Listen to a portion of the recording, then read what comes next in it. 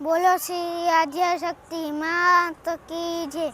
સર્વ મંગલ માંગલ્યે શિવે સર્વાર્થ સાધિકે શરણે ત્રંબકે ગૌરી નારાયણી નમોસ્તુતે. બધાને નવરાત્રિની શુભકામના. મહિષાસુર નામનો એક મહાન અને શક્તિશાળી રાક્ષસ હતો. તે ત્રણેય લોક ઉપર રાજ કરવા માટે સમર્થ હતો. તે બ્રહ્માજીને ખુશ કરવા માટે કઠોર તપસ્યા કરી હતી.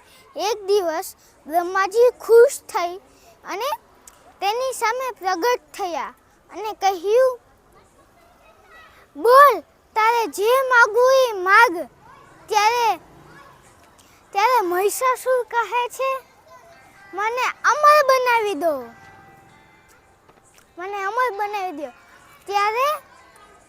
ત્યારે બ્રહ્માજી કહે છે, હું અમર પટ્ટો લઈને નથી આવ્યો.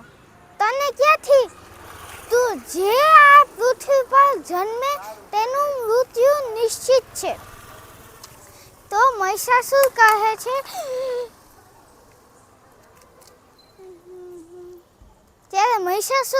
છે, તો મને વરદાન આપો કે હું એક અગલા સ્ત્રીના હાથે જ મરીશ. ભગવાન તથાસ્તુ કઈ નીકળી ગયા. પછી મહિષાસુર પોતાના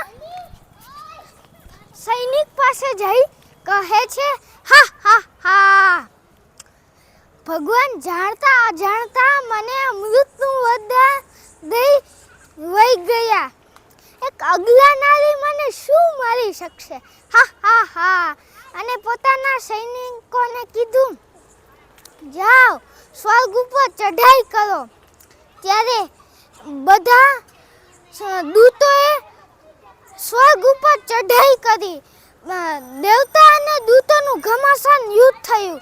છેલ્લે દેવતા હારતા બ્રહ્મા, વિષ્ણુ અને મહેશજી પાસે ગયા અને ત્યારે આવી બધી વાત કરતા હતા કે મહિષાસુરે ચઢાઈ કરી દીધી છે સ્વર્ગ ઉપર. ત્યારે બ્રહ્મા, વિષ્ણુ અને મહેશજીના મસ્તકમાંથી એક શક્તિ પ્રગટ થઈ. તેમાં માં આદ્યશક્તિ તેમાંથી પ્રગટ થયા.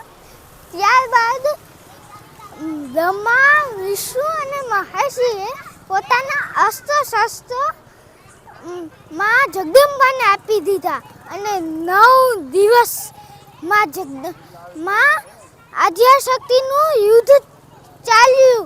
અને 10મા દિવસે માં આદ્યશક્તિએ મહિષાસુરનું વધ કરી દીધું. તેથી જ આપણે નવરાત્રિનો પર્વ ઉજવીએ છીએ. અસ્તુ.